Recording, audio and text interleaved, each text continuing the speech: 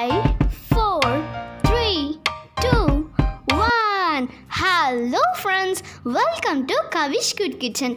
இன்றைக்கி நம்ம வீடியோவில் என்ன பார்க்க போகிறோம் அப்படின்னா, நம்மளோட பாரம்பரியமான மில்லட்ஸ் தோசை. இந்த தோசை சாப்பிட்றதுனால நமக்கு எல்லா வகையான சத்துக்களும் கிடைக்க போகுதுங்க. சரி, இதை எப்படி செய்கிறதுன்னு சொல்லிட்டு டைம் வேஸ்ட் பண்ணாமல் நம்ம வீடியோக்குள்ளே போய் பார்த்துடலாம். வாங்க வீடியோக்குள்ளே போகலாம். Hi friends, this is Kavitha Karthikeyan. இன்றைக்கி நம்ம மில்லட்ஸ் தோசை எப்படி செய்யுதுன்னு பார்க்கலாம் வாங்க. 100 கிராம் அளவுக்கு திணை சேர்த்துருக்கேன். வெள்ளைச்சோளம் 100 கிராம் சேர்த்துருக்கேன். 100 கிராம் கவனி அரிசி சேர்த்துக்கலாம். 100 கிராம் குதிரைவாளி அரிசி சேர்த்துக்கலாம். 100 கிராம் கம்பு சேர்த்துக்கலாம்.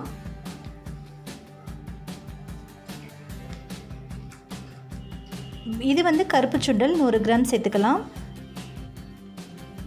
அடுத்து கருப்பு உளுந்து சேர்த்துக்கலாம். வெள்ளை உளுந்து தான் நம்ம எப்போவுமே பயன்படுத்திகிட்டு இருக்கோம். கருப்பு உளுந்து தோலோடு பயன்படுத்துறது ரொம்பவே நல்லது. ஸோ வந்து ஃபெனுக்ரிக், இது வந்து வெந்தயம் சேர்த்துக்கலாம் கொஞ்சம் போல். பச்சரிசி ஒரு 50 கிராம் சேர்த்துக்கலாம். எல்லாத்தையும் விட பாதி மட்டும் பச்சரிசி சேர்த்துக்கலாம். இது எல்லாமே 100 கிராம் சேர்த்துருக்கேன். இது 6 மணி நேரத்துக்கு தண்ணி ஊற்றி 6 மணி நேரம் ஊற வச்சுக்கலாம். ஊற வைக்கும் போதே நல்லா கழுவிட்டு ஊற வச்சுக்கோங்க. ஏன்னா ஊற வச்சதுக்கப்புறமா கழுவுனீங்க அப்படின்னா இதில் உள்ள எல்லா சத்துக்களுமே வெளியிலே போயிடும்.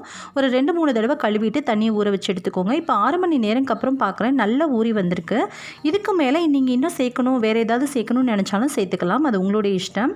இப்போ 6 மணி நேரம்க்கு அப்புறம் பார்க்குறேன், நல்லா ஊறி வந்திருக்கு.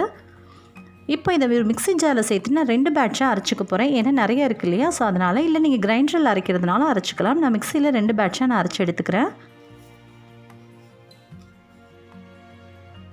அரைக்கும் போதே உப்பு சேர்த்தாலும் சரி, இல்லை அரைச்சி எடுத்துகிட்டு உப்பு சேர்த்துக்கிட்டாலும் சரி, நான் அரைச்சி எடுத்துக்கிட்டே சேர்த்துக்கிறேன். ஏன்னா நம்ம அரைச்சதுக்கப்புறம் அளவுகள் எவ்வளோ இருக்கும் அப்படிங்கிறது தெரியல இல்லையா, அதனால தான் சொல்கிறேன். இப்போது நம்ம அரைச்சாச்சு. இப்போ அரைச்சதை நான் ஆல்ரெடி இன்னொரு பேட்ச் அரைச்சிட்டேன். இப்போ 2வது பேட்ச் அரைச்சாச்சு. இப்போ 2ஐயும் ஒன்றா கலந்துக்கலாம்.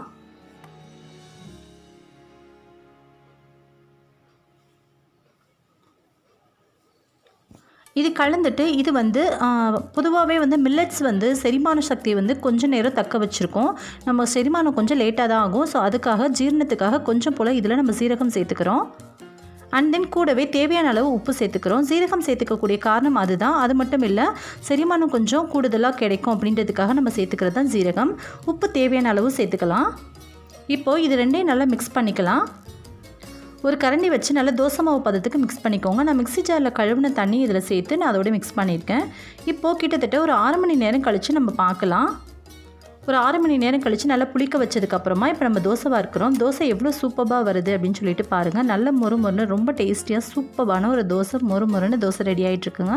மில்லட்ஸ் தோசை இது ரொம்ப ரொம்ப சத்தான தோசை. அந்த காலத்தில் நம்ம பாரம்பரியமாக நம்ம தாத்தா பாட்டி காலத்துலேருந்து திணை, குதிரைவாளி அரிசி, இது மாதிரியான எல்லா வித தானியங்களும் சேர்த்து சாப்பிட்டு வந்தாங்க. கம்பு, சோளம், அது எல்லாமே வந்து முத நாள் சாதமாக செஞ்சு புளிக்க வச்சு சாப்பிட்டாங்க. நம்ம தோசைக்கு மாவை புளிக்க வச்சு ஊற்றி சாப்பிட்றோம். கூட நீங்கள் வேணும்னா வெங்காயம் ஆட் பண்ணியும் சாப்பிட்லாம். ரொம்பவே சூப்பராக இருக்கும்.